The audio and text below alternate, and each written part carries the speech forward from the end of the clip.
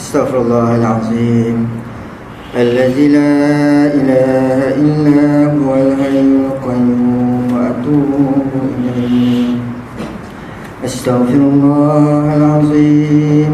Allazi la ilaha illa huwal hayyul qayyum wa atubu ilaihi. Astaghfirullahalazim. الذي لا إله إلا هو الحي القيوم وأتوب إليه. إلى حضرة النبي المصطفى رسول الله صلى الله عليه وسلم أزواجه وذريته وأصحابه الكرام. الفاتحة.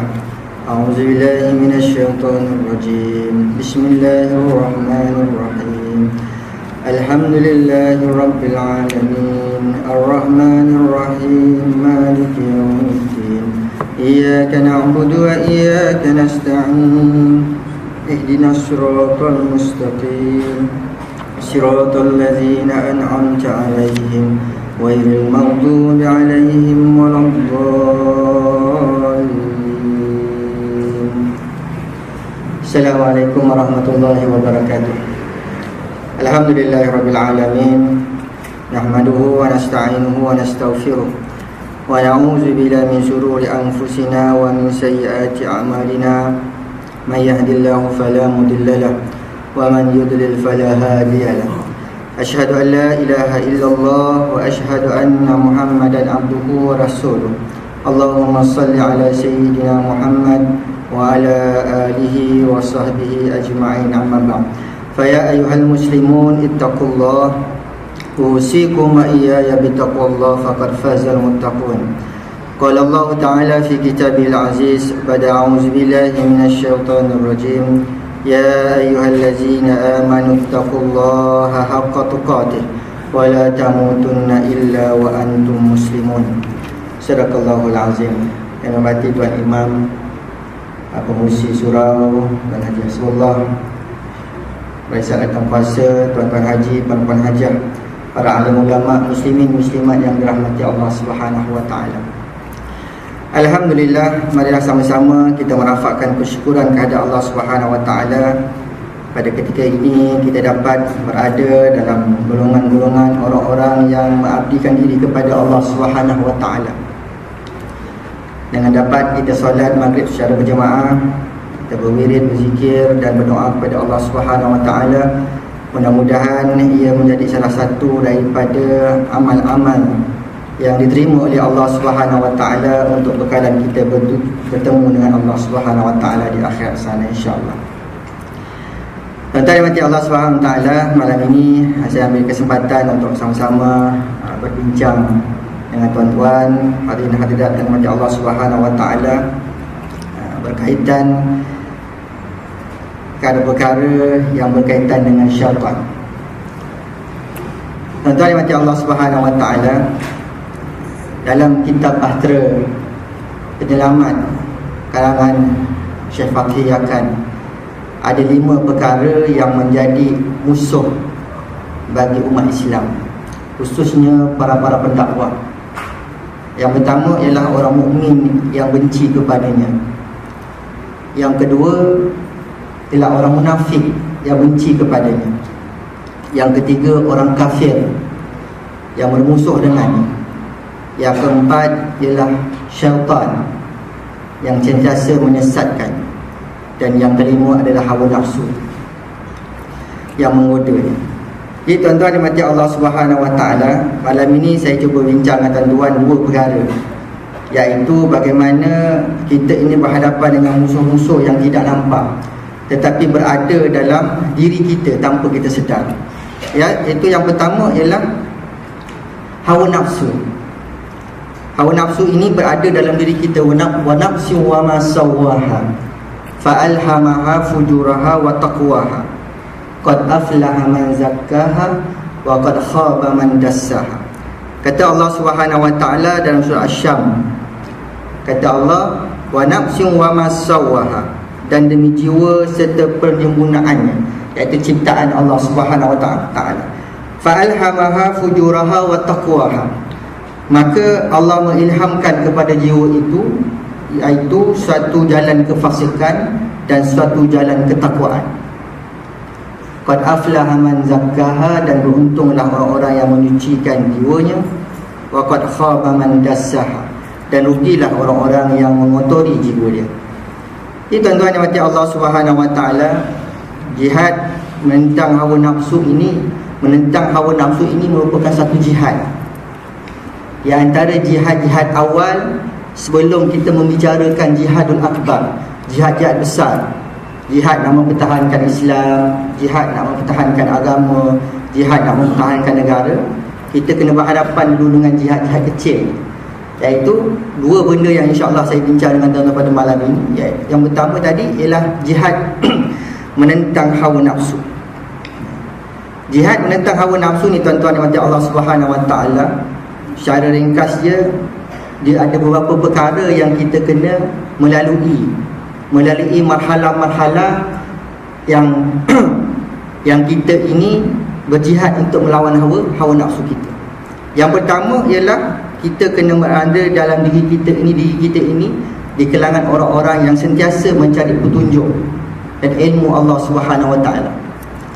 Maknanya nak mencari ilmu macam kita duduk dalam majlis ilmu, antara maghrib dan isyak ini bukan satu masa mengisi masa lapang. Kalau ada di kalangan tuan-tuan yang waktu maghrib isyak ni tak ada apa-apa, baiklah duduk kat surau dengar majlis kuliah agama, maka dia berniat dengan niat yang salah. Kita kena letakkan prioriti yang utama bahawa menuntut ilmu merupakan satu tuntutan kewajipan pada diri aku, pada diri saya dan pada diri tuan-tuan sekalian. Maka bila kita menanamkan yang begitu, kita melangkah ke masjid ini dengan dua ganjaran pahala. Pahala pertama, kita nak berjemaah menunaikan kewajipan kita kepada Allah Subhanahu Wa Taala. Pahala yang kedua, kita nak menuntut ilmu. Maka kita dapat ilmu, dengan ilmu itu dapat kita beramal. Dengan ilmu juga itu dapat kita mencari petunjuk bagaimana kita nak melawan hawa nafsu kita yang sentiasa bersama-sama dengan kita.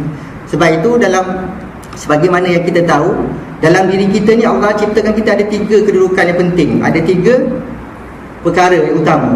Yang pertama akal, yang kedua hati, yang ketiga hawa nafsu. Mana yang lebih penting tiga-tiga ni? Mana paling penting sekali? Akal, hati, hawa nafsu. Mana paling penting? Senyap je ni. Din, Din mana Din? Ini orang kuliah orang tempatan dia kenal nama-nama ni kan. Dia boleh sebut nama. Tu dia. Din, dekat-dekat tiga tu mana yang paling penting tadi? Akal paling penting. Akal paling penting. Kita tanya pengusi kita. Pengusi kita agak mana yang paling penting? Tiga perkara tadi. Ya? Semua penting. Allahuakbar. Siapa yang kata siapa yang kata akal paling penting antara tiga komponen utama tu? Allah cipta kepada kita tu, kan? Asal ni takwim itu sebaik-baik kejadian. Siapa kata akal tu paling penting dalam kehidupan kita? Sila angkat tangan. Saya nak survey ni sebenarnya, dah tengok ni dah belajar dah 4 tahun dah ni, 5 tahun dah. Siapa kata akal paling penting? Tak angkat tangan pula. Okey, tangan. Ada seorang je. Siapa kata hati paling penting? Ada dekat angkat tangan lah. Alhamdulillah. Siapa kata hawa nafsu yang penting? Kata angkat tangan. Yang lain yang tak angkat tangan tu tak ada jawapan. Mana satu ni ustaz kan? Pengusi kata tiga-tiga, dia tiga-tiga dia angkat tangan. Tuan-tuan yang mati Allah Subhanahu Wa Taala, dalam tiga-tiga komponen itu yang paling penting hati. Hatilah yang paling penting, sebab hati ni duduk ni iman. Kita ni kan selalu orang pesan-pesan kan, kalau kita nak berjalan, esok saya nak pergi ke Mencing ni kan, siapa nak ikut saya pergi jemputan rumah Ustaz Nasaruddin Ali, guru kita, dia mengajar kita sini, dia jemput. Kalau kita tak ada wakil daripada tempat kita ni, segan lah kita sebagai anak murid. Tu keadaannya. Siapa nak pergi esok pukul 11 pagi kita tolak daripada surau kita. Jadi nanti ada orang pesan, hati-hati Ustaz, hati-hati di jalan raya. Kenapa orang tak cakap akal-akal di jalan raya? Adin, kenapa tak cakap je? Lepas ni kita cakap akal-akal di jalan raya kan. Dia cakap hati-hati. Jadi tuan-tuan yang mati Allah Subhanahu Wa Taala, maka hati kita itu ada tempat duduk di iman. Sebab itu kita kena sirami hati kita tu dengan iman. Bila iman ada, akal kita letak dengan ilmu, maka akal, gabungan akal dengan ilmu ini, iman dengan ilmu ini, dia akan dapat mendidik hawa nafsu. Sebab tu kita tengok dekat luar-luar orang-orang yang ganas dalam mencari kehidupan dunia ini, dengan melakukan ganas, maksud saya ganas menepikan hak-hak Allah SWT, adalah mereka-mereka yang menepikan iman dan menepikan ilmu yang tidak ada dalam hati, ataupun ilmu yang tak kuat. Tuan-tuan yang mati Allah SWT. Sebab itu Allah Ta'ala berfirman, "Qul hal yastawil lazina ya'lamuna wal lazina la ya'lamun." Adakah sama orang-orang yang berilmu dengan orang yang tidak berilmu? Sebab itu kita bertuah, tuan-tuan yang mati Allah SWT, tuan-tuan, setiap malam kita dihidangkan dengan majlis ilmu. Ilmu itulah yang kita nak jadikan sebagai panduan, petunjuk kepada kita dalam menyelamatkan kita untuk mendapat rahmat Allah dan menyelamatkan kita daripada tercebur ke dalam api neraka Allah SWT. Dengan ilmu itulah kita dapat membezakan antara dosa dan pahala. Dengan ilmu itulah kita dapat membezakan baik dan jahat. Ilmu dapat membezakan antara hak dan batil. Dan ilmu juga dapat membezakan antara syurga dan neraka. Ini yang kita kejar, ini yang kita nak dapatkan. Maka medan untuk mencari ilmu ini merupakan salah satu daripada marhalah-marhalah atau peringkat-peringkat untuk kita melawan hawa nafsu. Ni duduk dalam majlis ilmu ni tak disukai oleh hawa nafsu ni, kan? Tak disukai hawa nafsu. Seorang ni setiap malam pula ada kuliah. Cuba 5 hari je sekali, dan 2 hari dapat rehat-rehat sikit, kan bagus. Itu bisikan syaitan. Sebab syaitan dia tak suka kepada benda-benda yang mendekatkan kita dengan syurga. Benda-benda yang dapat membezakan kita antara baik dan buruk, dosa dan pahala ni syaitan. Sebab itu tak ramai orang-orang yang suka kepada majlis ilmu ini. Jadi tuan-tuan yang mati Allah SWT, cara ringkasnya, yang pertama tadi, kita mencari ilmu sebagai salah satu pada jihad untuk kita menentang hawa nafsu kita. Yang kedua, untuk kita menentang hawa nafsu kita, ialah kita kena berjihad dalam bidang mana? Bila kita dapat ilmu, kita kena beramal dengan ilmu tersebut. Ini susah sikit. Susah nak beramal dengan ilmu ni, agak susah sikit. Sebab tu malam ini saya nak fokuskan, nak bincang dengan tuan-tuan ialah bagaimana kita nak berhadapan dengan syaitan. Jihad melawan syaitan.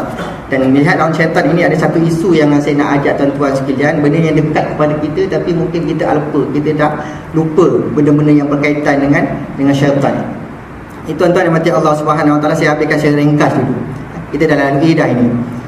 Yang kedua, beramal dengan ilmu bagi kita melawan hawa nafsu ni. Maka kita tahu semayang fardu 5 waktu merupakan suatu kewajipan pada kita. Apatah lagi dengan semayang berjemaah, itu tuntutan sunnah agung Nabi SAW. Maka tak ramai orang-orang yang atas saya dan tuan-tuan, ada kadang-kadang kita diserang dengan sifat malas. Alah malasnya nak pergi bangun subuh ni. Alah malasnya nak keluar zuhur ni, panas tengah hari ni, untuk semayang berjemaah kan. Alah malasnya nak semayang asar ni kan, petang-petang dah ni. Macam-macam bisikan-bisikan itu datang daripada syaitan. Maka kita ada ilmu, maka kita tahu bahawa ilmu kita ini mengajar kepada kita solat berjemaah itu merupakan satu tuntutan yang lebih utama daripada semayang bersendirian. Maka dengan kita beramal dengan ilmu tadi, salah satu daripada cara kita menentang hawa nafsu kita yang menghalang kita daripada menunaikan kewajipan kita kepada Allah SWT. Dan kita kena ingat, hawa nafsu dengan syaitan ni deging rapat. Itu kan keadaannya. Perkara yang ketiga, apabila kita dah ada ilmu, kita dah beramal dengan ilmu, maka kita kena menyampaikan ilmu itu. Tuan-tuan sebagai seorang suami, maka menyebarkan ilmu kepada isteri dan anak-anak merupakan suatu kewajipan. Sebab itu tuan-tuan, setakat hari ni sampai petang tadi pukul 6 suku petang tadi, saya dah ada 10 senarai perempuan yang lanjut usia nak cari suami. Macam berani? Saya tak berani lagi masalahnya kan. Itu tak buka konsultan lagi tu. Awak jumpa ustaz, anak saya ni dah 26 tahun dah Ustaz. Kalau ada jumpa-jumpa yang lelaki soleh, lelaki baik, yang boleh pimpin dia, tolonglah kenen-kenen kan, kata dia. Ya? Itu masalah saya tak berani lagi. Ada 10 orang dah. Masuk petang tadi saja pukul 3.1, pukul 6.1. Telefon ni. Kenal kan? Identiti dia saya dah share lah. Kalau tuan-tuan berhajat, saya sededahkan identiti dia. Boleh ya? Soalan Zani boleh insyaAllah. Tuan-tuan yang Allah Subhanahu Wa Taala nak tunjukkan bahawa orang perempuan nak cari lelaki yang berilmu boleh memimpin keluarga susah. Ada seorang cakap saya rela tak kahwin Ustaz kalau saya dapat suami yang tidak boleh pimpin saya ke jalan syurga Allah. Maka kalau Ustaz jumpa orang yang soleh yang boleh akan memimpin saya, kan, saya redha. Itu keadaan. Jadi tuan-tuan yang mati Allah SWT, saya sebarkan ni. Mana tahu kot ada yang bujang-bujang, bujang-bujang khususnya lah bujang-bujang. Yang bujang 3 ke bujang 2 tu boleh diusahakan insya-Allah. Tak ada masalah. Ini jihad ilmu ni. Sebab itu kita jadi suami, kalau kita tak boleh pimpin isteri, ajar isteri dengan ilmu dan anak-anak, maka gagal kita sebagai seorang suami. Jadi apabila kita dah ada ilmu, kita beramal dengan ilmu kita, maka kita menyampaikan ilmu itu khusus untuk keluarga kita dan masyarakat kita. Itu merupakan salah satu daripada peringkat-peringkat bagaimana kita nak menentang hawa nafsu. Bagaimana kita nak menentang hawa nafsu. Sebab hawa nafsu semua tak suka. Untuk ilmu dia tak suka, beramal dengan ilmu dia tak suka, menyampaikan ilmu dia tak suka. Ini 3 perkara. Maka apabila kita dapat lawan ni 3 perkara ini, dia merupakan salah satu daripada peringkat-peringkat bagaimana kita nak menentang hawa nafsu. Perkara yang kedua ialah kita nak menentang hasutan syaitan. Menentang hasutan syaitan. Firman Allah Subhanahu Wa Taala dalam surah Al-A'raf ayat 16 dan 17. A'udzubillahi minasyaitonir rajim. Qala fabima awaitani la'aq'udanna lahum siratakal mustaqim summa la'atiyannahum min baini aydihim wa min khalfihim wa an aymanihim wa an syama'ilihim wala tajidu aktsarahum syakirin. Apa maksud Allah Subhanahu Wa Taala? Ini dialog Allah Taala dengan iblis. Iblis menjawab, oleh kerana engkau telah menghukum aku sesat, maka aku akan pasti menghalang mereka daripada jalan engkau yang lurus. Kemudian aku akan mendatangi mereka dari hadapan. Aku akan datang daripada mereka daripada belakang, dari kanan dan dari kiri mereka. Dan engkau tidak akan dapati kebanyakan mereka bersyukur dan taat kepadamu. Ini janji syaitan kepada Allah Subhanahu Wa Taala apabila Allah Subhanahu Wa Taala perintahkan pada dia, wa isqala rabbuka lil malaikati isjudu li adama fasajadu illa iblis aba wastakbara wa kana minal kafirin. Apabila Allah Taala dah kata dia takbur dan dia kafir, maka iblis jumpa dengan Allah Subhanahu Wa Taala, oleh kerana engkau dah hukum aku sesat, maka pasti aku akan menghalang hamba-hamba engkau daripada taat perintah kau. Aku akan datang daripada depan, daripada belakang, daripada kiri, daripada kanan, daripada setiap penjuru, agar mereka nak pastikan hamba-hamba engkau ini kebanyakan daripada mereka ingkar ataupun tidak taat kepada engkau, melainkan orang-orang yang ikhlas, orang-orang yang berilmu, orang-orang yang beramal. Tuan-tuan yang mati Allah Subhanahu Wa Taala, apa yang saya nak bincangkan tuan-tuan pada malam ini yang ringkas ni, insya-Allah isyak kita tamat, kita menuju jemputan Datuk Samsul. Apa yang berlaku pada hari ini, kita tengok tuan-tuan, waktu-waktu petang, bagaimana waktu-waktu petang, waktu-waktu maghrib, ya, kita dapati hari ini budaya kehidupan kita dalam masyarakat kita, waktu maghrib itulah hari ini manusia-manusia berkeliaran. Anak-anak kita waktu-waktu maghrib itulah baru pulang ke rumah. Kalau orang yang main bola, azan maghrib itulah yang menjadi whistle penamat bagi dia. Kalau hari ni hari Sabtu, tuan-tuan tengok ke pasar malam, waktu maghrib itulah ramai orang keluar beli belanja. itu bukan budaya kita. Bagaimana Islam ajar, ini nak cerita, nak kaitkan dengan syaitan ini. Nabi SAW pesan kepada kita, kan? Qala Rasulullah SAW, iza stajnahal lail aw qala junhul lail fakuffu sibyanakum. Kata Nabi SAW, iza stajnahal lail, apabila sampainya waktu senja ataupun apabila sampainya waktu malam, aw qala junhul lail fakuffu sibyanakum, kumpulkanlah anak-anak kamu, kumpulkanlah anak-anak kamu, fa inna syayatin tantasiru hina izin, kerana pada ketika itu syaitan-syaitan sedang bertebaran. Ini hadis Nabi, hadis sahih. Fa iza zahaba sa'atun minal isya fakhalluhum, maka kata Nabi SAW, maka selepas berlalunya 1 jam daripada terbenamnya matahari, kalau nak keluar maka bolehlah keluar. Itu Nabi ingat kepada kita.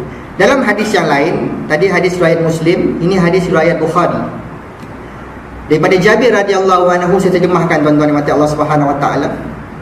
Nabi SAW pernah bersabda, ketika malam turun ataupun ketika datangnya malam, waktu senja itu, waktu maghrib, dekatkanlah anak-anak kalian kepadamu, kerana waktu itu syaitan bertebaran. Dia lebih kurang juga dia punya maksud, fa inna syayatin tantasiru hina izin. Tapi ada sambung lagi, dan tutuplah pintu-pintu rumahmu dengan menyebut nama Allah, padamkanlah lampumu dengan menyebut nama Allah, tutuplah minuman-minumanmu dengan menyebut nama Allah, dan tutuplah bejanamu dengan menyebut nama Allah, sekalipun hanya dengan meletakkan sesuatu di atasnya. Ini Nabi ajar kepada kita, tuan-tuan dan mati Allah Subhanahu wa taala. Yang saya lihat, saya dah bawa dah beberapa buah masjid dalam Sepang ini untuk berkongsi bagaimana Islam mengajar kita adab dan akhlak yang baik melalui pesanan Nabi SAW dalam hadis-hadis yang sahih, hadis riwayat Bukhari, Muslim, muttafaqun alaihi, yang mana Nabi ajar kepada kita, bila sampai waktu maghrib, dekatkanlah anak-anak kalian kepada kamu. Maksudnya, menjelang waktu maghrib, kita kena pastikan anak-anak kita dah duduk dekat rumah, mandi dah siap dah. Jangan waktu maghrib itu anak bawa pulang lenggang kangkung balik rumah. Yang bapak-bapak budak baru habis main bola. Ini tadi saya datang maghrib ni tadi kan, baru azan, dia ada usrah kat tepi padang. Lepas main bola ada usrah, duduk rehat. Itu bapak-bapak budak lah nama dia, dah besar kan. Ini bukan budaya Islam. Sebab Nabi kata apa? Pada ketika itu, waktu ketika terbenamnya matahari dan merah-merah cahaya itu, ketika itu adalah waktu syaitan sedang bertebaran. Dan tutuplah pintu rumah-rumahmu waktu maghrib. Nabi ajar kepada kita suruh tutup pintu tingkap rumah. Sebab pada ketika itu syaitan-syaitan bertebaran. Kita tak mahu syaitan nak masuk dalam rumah kita. Kemudian kata Nabi SAW, tutup rumah dengan sebut nama Allah. Selalu tuan-tuan tutup pintu baca apa? Cuba cerita kat saya. Tuan-tuan tutup pintu rumah, tutup tingkap, baca apa? Tak baca apa-apa. Tak baca apa-apa. Masuk je. Ya? Jangan masuk nyamuk. Jangan masuk nyamuk. Ni Aedes ni tuan-tuan. Sekarang ni musim Aedes. Dekat Putrajaya ramai yang kita akan kena Aedes. Allahu Akbar. Suspek dengki. Tuan-tuan yang mati Allah Subhanahu Wa Taala, itu Nabi ajar tutup pintu dengan sebut nama Allah. Tutup minuman-minuman. Minuman-minuman kita kat rumah tu, kalau ada botol air ke ada apa, tutup botol-botol itu. Kalau cawan, tutup cawan tu. Kalau ada baki air. Makanan-makanan kamu tutup. Bejana-bejana kamu tu tutup dengan sebut nama Allah Subhanahu Wa Taala. Sebut nama Allah Taala ini dalam kebanyakan tafsiran hadis ialah dengan sebut Bismillahirrahmanirrahim, ataupun sebagainya sebut Bismillahillazi la yadurru ma'asmihi syai'un fil ardi wala fis sama'i wa huwas sami'ul alim. Apa tu? Tapal. Nanti tulis Ustaz Hafiz nanti tulis dekat whiteboard besar-besar kat luar tu, biar semua warga kita ni Kota Warisan hafal Bismillahillazi la yadurru ma'asmi syai'un fil ardi wala fis sama'i wa huwas samiul alim. Besar dia punya ganjaran dia, faedah dia kepada kita. Siapa yang beramal 3 pagi 3 petang, Allah akan hindari kita daripada segala gangguan-gangguan makhluk antara langit dan bumi dan seisi. Kita nak keluar rumah, Bismillahillazi la yadurru ma'asmi syai'un fil ardi wala fis sama'i wa huwas samiul alim. Bismillah tawakkal 'ala Allah wala haula wala quwwata illa billahil aliyyil azim. Tinggal rumah dengan tinggal kosong, buka gitu je, kuncilah. Tawakkal 'ala Allah, insya-Allah rumah selamat. Dan naik kenderaan, baca juga Bismillahillazi la yadurru ma'asmi sampai habis. Tuan-tuan, kita kena beramal lah tuan-tuan. Sebab syaitan hari ni dia tiap-tiap hari beranak. Dia tak mati-mati, dia tiap-tiap hari beranak. Syaitan ni kan dulu, iblis ni dia kahwin dengan jin perempuan. Sejarah dia kahwin dengan jin perempuan, maka melahirkan 5 orang anak. 5 orang anak. 5 orang anak itulah yang sekarang memegang kementerian besar dalam organisasi syaitan. Anak dia yang pertama apa nama dia? Sabar. Bukan Sabar, Sabar. Sabar ni dia pegang organisasi apa? Dia pegang kementerian musibah dan bala bencana. Dia ketua dia, leader dia sekarang ni. Menteri di jabatan musibah. Itu Sabar. Anak dia yang kedua Dasim. Dasim ini dia pegang kementerian cerai berai. Tu kat Malaysia sekarang ni perceraian dah mencecah pada 30% setahun. Perceraian. Bahaya dah. Kat Brunei turun 6% daripada 9%. Turun 6%. Malaysia 30% setahun kes perceraian. Tuan-tuan tak percaya, pergi Pahit Sepang cukup dah. Tengok kes file yang dibicarakan hari Rabu saja mahkamah buka untuk bicara kes cerai. Kan? Yang memohon nak bercerai ni menimbun beratus-ratus. Ni salah satu daripada tanda-tanda apabila kami bincangkan apakah punca-punca perceraian ini, selain daripada suami tak taat agama, isteri tak pegang pada agama, faktor ekonomi, faktor-faktor macam-macam ni tuan-tuan. Ada lagi satu dua faktor yang orang tak perasan, iaitu yang pertama faktor wali yang fasik. Kita ada anak esok ni tuan-tuan, pastikan kita jangan jadi wali yang fasik. Ini salah satu faktor macam mana berlaku perceraian. Sebab bapak masa tu baru nak istighfar. Istighfar pun bukan dengan sungguh hati. Pak Imam suruh istighfar ya, kita nak jadi wali ni. Astaghfirullahalazim, astaghfirullahalazim, astaghfirullahalazim, la ilaha illallah Muhammadur Rasulullah. Itu saja. Itu jadi wali. Satu faktor wali yang fasik. Yang kedua, faktor berlaku perceraian ini ialah saksi yang fasik. Sebab itu kita nak nikahkan anak kita, pastikan saksi nikah itu saksi yang soleh, orang yang baik.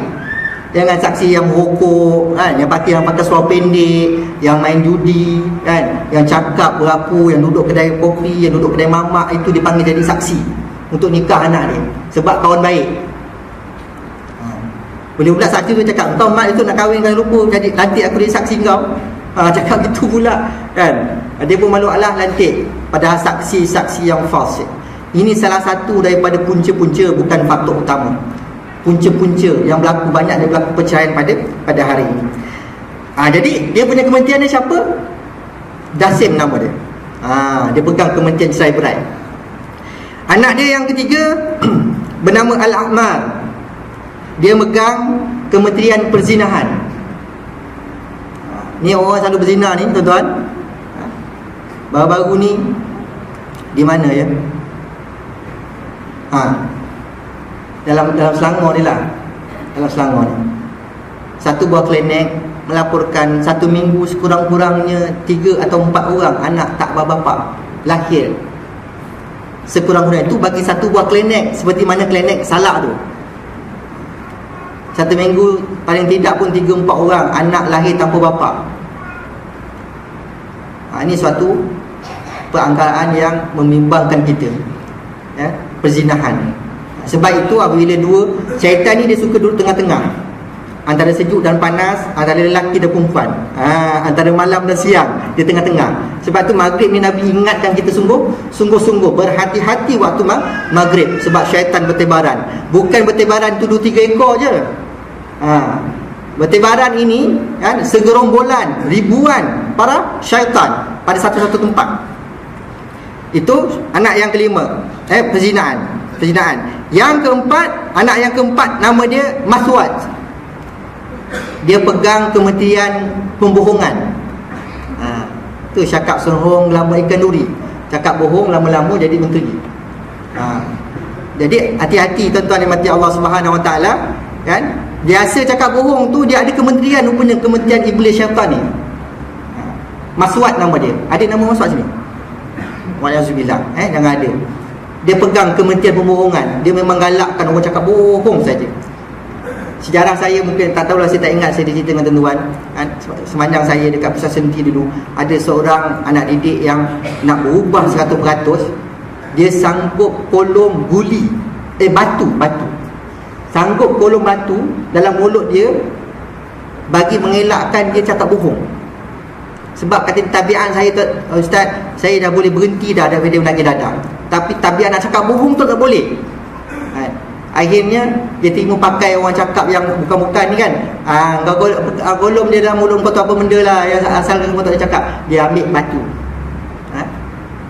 Kalau batu tu lain macam, dia ambil guli, letak dalam mulut. Selama berapa tahun? Selama 2 tahun dia mengolom batu, kecuali bulan Ramadan je. Sebab kata dia itu satu cara yang boleh menghalang saya bercakap. Akhirnya bila saya latih, bila saya dah lepas 2 tahun saya buang batu dalam mulut saya, baru saya boleh tahan. Apa-apa saya diam, saya jadi orang yang baik, tak nak cakap benda-benda yang penting saja. Ini orang yang nak berusaha sungguh-sungguh untuk jadi baik. Itu yang anak dia yang keempat. Anak yang kelima namanya Zalnabur. Dia pegang Kementerian Pergaduhan dan Pembunuhan. Ini syaitan yang tuan-tuan. Maka daripada itulah lahir beribu-ribu syaitan iblis ni lahir. Dia tak mati-mati. Itu permintaan dia dengan Allah Subhanahu Wa Taala. Jadi kita kembali kepada perbahasan kita. Nabi ajarkan pada kita agar waktu maghrib tutup pintu, tutup tingkap, baca Bismillahirrahmanirrahim dengan sebut nama Allah, ataupun dengan yang diajarkan oleh para ulama ini, Bismillahillazi la yadurru ma'asmihi syai'un fil ardi wala fis sama'i wa huwas samiul alim. Tuan-tuan nak makan baca tu, tuan-tuan nak berjalan dengan kenderaan baca tu, tuan-tuan nak tutup rumah, nak keluar rumah baca tu, insya-Allah anak-anak kita dan keluarga kita terhindar daripada gangguan-gangguan syaitan dan makhluk-makhluk Allah yang jahat. Baca, tutup. Berjana-berjana semua ditutup. Itu Nabi ajar kepada kita dalam menjelang waktu maghrib. Saya dulu teringat tuan-tuan, saya ni dulu budak-budak suka main bola. Tapi satu je, mak saya memang tak pernah pukul saya. Arwah mak saya memang tak pernah pukul saya. Tapi satu je, kau nak main bola, kau nak pergi mancing kat lombong belakang rumah, kan, nak main tembak-tembak kat hutan, kat belakang rumah saya tu pengakap tu beli intan negeri Johor yang paling besar dulu, kan, nak main tembak-tembak kat celah pokok tu, pergi main. Pukul 7 mak tahu sampai rumah. Tu dia cakap. Pukul 7 mak tahu sampai rumah. Pukul 7 suku dah siap mandi apa semua. Maghrib mak tahu pergi sembahyang maghrib dekat masjid dengan Isyak. Dia tahu saya pergi masjid je, saya main ke, kan, saya macam kuih ke, kan, makan kuih orang dari dah tu kita yang makan. Lepas tu habis, mana lagi orang tua ni, mana kuih ni, kan. Maaf lah, kita orang dah makan dah, itu kan, kita balik cabut, orang tak tahu je. Orang tua tak boleh marah sebab kita budak baik, cuma main-main dekat masjid. Main-main tak ganggu orang lah, main. Mak saya tak kisah tu, nak main-main lah. Yang penting dia tahu saya sembahyang maghrib Isyak dekat masjid. Ingat, sampai pukul 7 lebih kau tak balik, mak berambat kau dengan penyapu kat tengah-tengah padang. Warning dia tuan-tuan, pukul tak. Tapi kita masih budak-budak masa tu, kan. Allahu Akbar, baru nak keluar peluh dah kena balik. Belikan jam tangan yang lokal-lokal tu, kan. Yang plastik punya tu, kalau rosak tukar sebagai panduan, ini jam. Mak dah belikan jam ni, ada panduan, tahu pukul 7 balik rumah. Itu orang tua didik. Kita tak tahu tuan-tuan, tapi bila saya dah besar, belajar agama dan sebagainya, baca hadis yang kita baca ni, Allahu Akbar. Orang tua-tua dulu selalu macam itu, maghrib tutup, ayah-ayah masuk kandang, kan. Dan didik kita macam itu kalau kita kat kampung. Ada orang takut kan, jangan main waktu maghrib, nanti kena nyorok dengan tu tetik nanti. Kita pun tak manalah tu tetik ni, kan. Begitu tuan-tuan, kat kampung saya lah, kampung Tutur Wallahualam, saya tak tahu. Itu kat kampung saya. Nanti kena nyorok dengan putih anak nanti. Orang tu takutkan kita. Sebab dia nak baca hadis, dia tak pandai. Tapi dia tahu itu perintah Nabi. Perintah Islam macam tu. Jadi dididik kita macam tu. Jadi kita terdisiplin. Saya membesar terdisiplin dengan keadaan macam itu. Sampai duduk asrama pun main bola, main petang main bola juga. Sampai SSM main bola. Contoh fikirlah, Majlis Suka-Suka Malaysia waktu Johor dulu. Ingat nak jadi pemain profesional JDT. Allah Ta'ala buangkan saya daripada gila dengan sukan tu kepada minat kepada agama. Jadi tuan-tuan dimati Allah Subhanahu Wa Ta'ala, saya bincang dengan tuan-tuan pada malam ini ada nak mengajak tuan-tuan dalam hadis Nabi yang riwayat Muslim juga daripada Jabir. Kata Nabi SAW, jangan biarkan ternakan dan anak-anakmu lepas berkeliaran ketika matahari terbenam sampai hilangnya cahaya senja, kerana syaitan keluar ketika matahari terbenam sampai hilangnya cahaya senja. Hadis riwayat Muslim. Ini syaitan-syaitan. Sebab itu tuan-tuan dimati Allah Subhanahu Wa Ta'ala, bila saya kongsikan ini, kita lihat dalam taman-taman kita, dalam masyarakat-masyarakat kita di Putrajaya khususnya, kita melihat manusia-manusia hari ini maghrib dah tak kisah dah. Kadang-kadang kita pergi sembahyang ni, yang duduk kedai makan dekat kiling kita ni pun ramai juga yang makan waktu-waktu maghrib. Dia tak sedar ketika dia makan itu, syaitan-syaitan sama-sama menjilat makanan dia. Sebab ketika itu syaitan-syaitan bertebaran. Tapi Allah Ta'ala nak jadikan pada kita, kata Allah Ta'ala pada kita, kau tak nampak syaitan, syaitan nampak kamu. Kita tak nampak syaitan. Kalau ada pun manusia-manusia yang berkepala syaitan. Syaitan ni manusia kan. Itu manusia yang geng-geng syaitan tu. Kalau bulan Ramadan dia tak puasa, tu yang tanpa sebab, tu geng-geng syaitan tu kan. Yang manusia berkepala syaitan berkepala manusia. Jadi ini Nabi ingatkan kepada kita agar kita menjaga waktu senja ini. Tuan-tuan berkewajipan. Saya dah sampaikan ini. Saya dah sampaikan kepada tuan-tuan, kita jadi masyarakat Kota Warisan ini, kita pastikan anak-anak kita berada dalam kawalan kita ketika menyelangnya waktu maghrib. Jadikan ini sebagai satu budaya masyarakat kita. Mungkin tuan-tuan pernah tengok, kalau kat Kota Baru, Kelantan itu, apabila menyelangnya petang, sunyi, kedai-kedai tutup dah kan. Kita rasa itu sebagai satu budaya di Kota Baru itu, sunyi sepi kan. Tapi sebenarnya itulah ajaran Islam. Islam ada begitu. Sebab itu sekarang ni kita sedang berusaha pula. Saya cuba melontarkan di pandangan, kita sedang cuba berusaha nak jadikan pasar malam kita menjelang waktu maghrib stop dalam 20 minit untuk sama-sama semua menunaikan solat. Mungkin kita sediakan, minta ngajar pembenaran nanti. Ini JPB kita baru dilantik sekarang ni. Kita gunakan kuasa yang ada, kita cuba usahakan letak pasangan kemah untuk muslimat sembahyang. Lelaki jangan mengandil sembahyang kat kemah tu. Lelaki datang surau sembahyang. Stop 20 minit. Kalau boleh buat macam itu, kita boleh wujudkan Kota Warisan ini pasar malam yang mendapat rahmat Allah Subhanahu Wa Ta'ala. Kalau tidak, waktu maghrib itulah orang pergi pasar malam tu berbelanja. Siapa saya pernah tanya salah satu peniaga ni peniaga ni dah sembahyang ke? Tak sempat lah cik, orang ramai. Dah tak sempat, tak apalah, saya pun tak nak beli, orang tak sembahyang.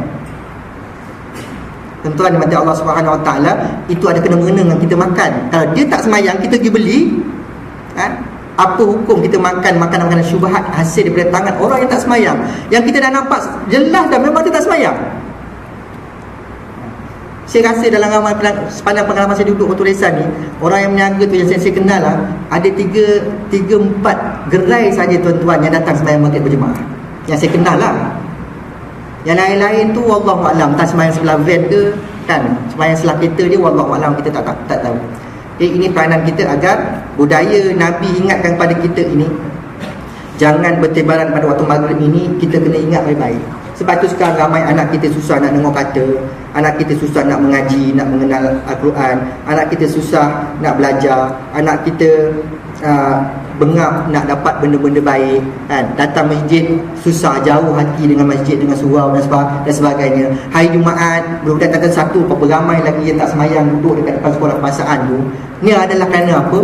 Kerana salah satu dari faktor-faktornya kan, kehidupan mereka ini dikelilingi dengan syaitan-syaitan. Sebab itu tuan-tuan, balik rumah beri salam. Jangan lupa beri salam. Assalamualaikum, bismillahirrahmanirrahim. Masuk rumah. Apabila tuan-tuan buat dua perkara ini, syaitan tidak akan masuk. Itu jaminan Nabi SAW. Apabila kamu masuk rumah dengan beri salam dan baca dengan menyebut nama Allah, syaitan tidak akan masuk dalam rumah kamu. Dia akan tinggal kat luar. Kalau dia ikut juga masuk, kita tak beri salam, anak-anak kita tak bisa masuk, dia akan ikut sama-sama. Dia jumpa kawan-kawan dia kat mana? Dalam tandas tu. Hai, khabar? Lama tak jumpa, kata dia kan. Kau duduk sini ke? Biasalah dia tempat aku. Sebab dia dalam tandas. Sebab tu Nabi ajar pada kita, masuk tandas, langkah kaki kiri, tutup kepala. Kita tutup kepala, isi anak-anak pastikan ada tempat tutup kepala.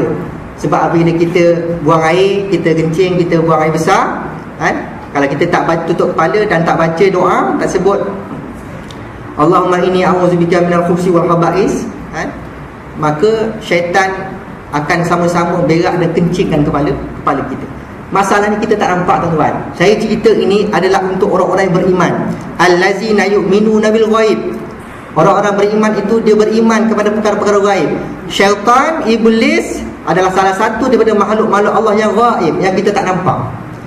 Maka mempercayai janji-janji dan pesanan-pesanan Nabi SAW kepada kita merupakan untuk orang-orang yang beriman. Maka kita jaga diri kita, jaga keluarga kita daripada pesanan-pesanan Nabi ini, agar kita buat sunnah-sunnah Nabi itu dalam rumah tangga kita. Keluar tandas kaki kanan. Kalau tuan-tuan tak hafal doa tu, tampal besar-besar dekat tandas rumah kat luar. Nak masuk, baca dulu kan. Lama apalah, tiap-tiap hari, satu hari berapa kali kita masuk tandas. Ini kadang amalan-amalan yang kita terlupa buat, menyebabkan kadang-kadang banyak masalah-masalah. Banyak masalah. Anak menangis lah, ustaz, dia dah 2 minggu anak melalak dia, ustaz, sampai 3 pagi 4 pagi ni. Saya pun tak boleh tidur, bini saya pun tak boleh tidur. Bini dalam hari pula ni. Kan? Anak dah 3-4 bulan menangis sampai lekuk-lekuk ubun-ubun dia. Nangis. Budak-budak menangis dia, semua ada kena-mengena dengan gangguan-gangguan syaitan. Selain daripada dia lapar minta susu, mungkin lapar sakit perut, lapar kena gigit nyamuk, itu lain, nangis dia lain. Tapi nangis dia lain macam. Itu semua adalah gangguan-gangguan. Maka kalau kita bapak-bapaknya, mak-maknya ni tak berjaga-jaga dengan pesanan-pesanan Nabi SAW, kan, maka amatlah rugi kita sebagai umat Nabi Muhammad SAW.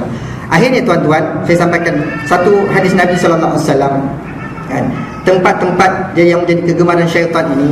Kata Rasulullah SAW, la takunanna in istata'ta awwala man yadkhulu suq wala akhira man yakhruju minha fa innaha ma'rakatus syaitan wa biha yansibu rayatahu.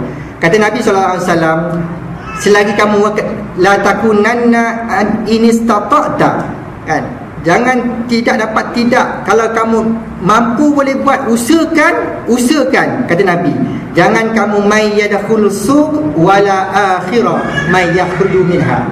Jangan sekali-kali, kalau kamu boleh usahakan, jangan sampai kamu jadi orang yang pertama masuk ke pasar dan kamu jadi orang yang terakhir keluar daripada pasar. Kerana kata Nabi, fa innaha ma'rakatus syaitan wa biha yansibu rayatahu. Kerana di tempat pasar itu adalah medan-medan tempur syaitan, dan disitulah benderanya dicacapkan. Ini pasar-pasar.